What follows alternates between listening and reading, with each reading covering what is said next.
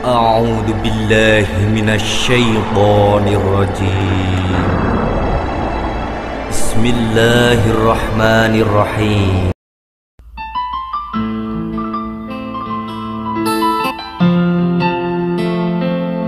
Maka adalah asyidda'u 'alal kufar ruhama'u bainahum.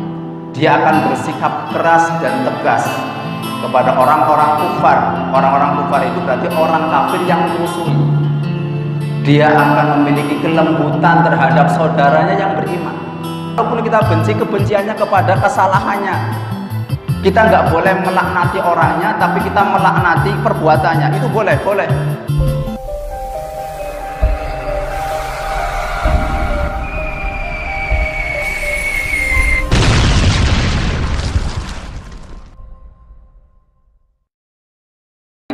Rasa hormat, menghormati, kasih sayang dan menyayangi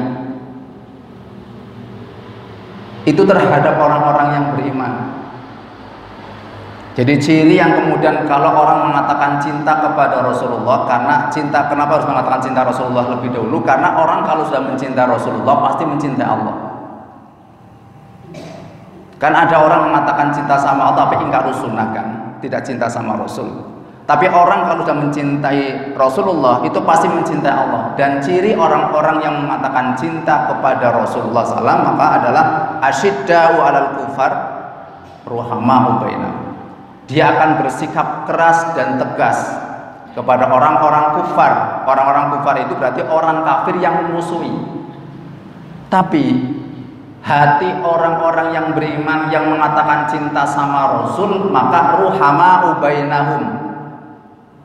Dia akan memiliki kelembutan terhadap saudaranya yang beriman. Kelembutan itu sampai menjadi sebuah kepekaan, hadirin. Coba ibadah kita saja.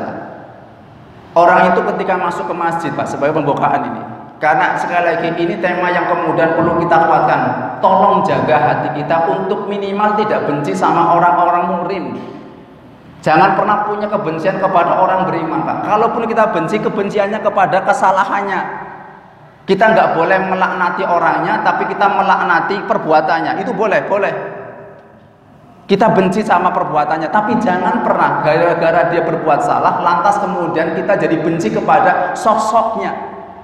Karena seringkali itu menjadi masalah, bahkan pintu hidayah itu bisa saja akan datang, tetapi menjadi tertutup gara-gara kita benci sama seseorang, padahal dia memberikan kebaikan. Hadirin kaum muslimin hafizakumullah.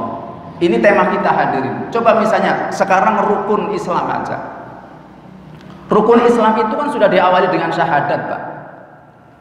Syahadat itu iman, Pak. Itu sesungguhnya adalah membebaskan manusia dari perbudakan manusia.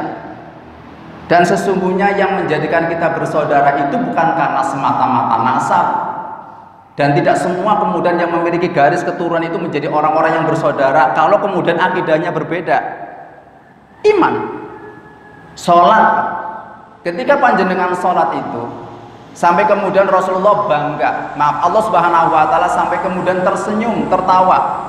Yadhakumullahu, Allah itu tersenyum kepada mereka yang kemudian shoffu fis sholah, yang lurus dalam urusan sholat. Orang mau datang ke sholat ini, Pak, ke masjid ini misalnya, dia silakan memilih di tempat duduk yang mana, kan bebas, Pak. Ya, kalaupun panjenengan misalnya punya kapling khusus yang mudah-mudahan bisa dipahami oleh jamaah yang lain, misalnya di sana itu, pokoknya kalau mau datang di sana itu, silakan. Tapi ketika kemudian iqomah dikumandangkan, orang akan menyatu dalam satu barisan. Kan nggak ada nyon tetap mengkenek gitu, nggak ada, kan? Jadi kalau ada orang kemudian munfarikoh, memisahkan diri dari jamaah itu kemudian harusnya kemudian diusir. Kan nggak boleh memisahkan. Sholat sudah, puasa, esensi ruhnya apa? Persaudaraan. Orang kalau puasa, hikmahnya adalah dia tahu bagaimana perihnya orang kalau tidak makan dan minum. Muncul nggak rasa kasihan, belas kasih, empati kepada saudara yang lapar? Ruhnya ada.